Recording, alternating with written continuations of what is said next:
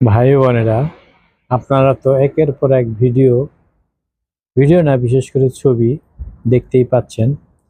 সেটা হলো তারেক রহমানের লন্ডনে কেমন বিলাসবহুল জীবনযাপন করছেন।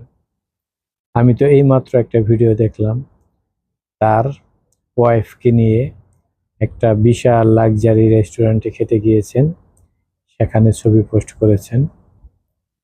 এই যে একটা লোক বাংলাদেশের প্রধানমন্ত্রী হওয়ার জন্য কত বড় তার একটা খায়েশ, আর এই সময় তিনি বাংলাদেশে আসার সাহস পাচ্ছেন না। ডক্টর ইউনূস তাকে এই স্কোপটাও দিচ্ছে না যে সে বাংলাদেশে আসুক। তিনি কিভাবে বাংলাদেশে যাবেন এবং বাংলাদেশের হাল ধরবেন কিভাবে? আর সে তো একটা ভিডিওতে দেখলাম, মুক্তিযুদ্ধে আমাদের শহীদদের নিয়েও বিকৃত ইতিহাস রচনা করে চলেছেন।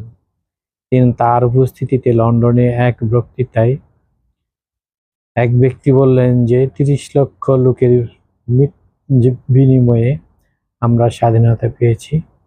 তিনি তাকে সংশোধন করে দিলেন, ৩০ নয় ২ লক্ষ। এই হলো তার ইতিহাস বিকৃতি আর লন্ডনে বিলাসবহুল জীবনযাপন।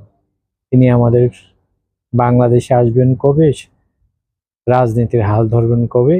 এটা আমার অনেক দিনের প্রশ্ন। আপনারা কি মনে করেন?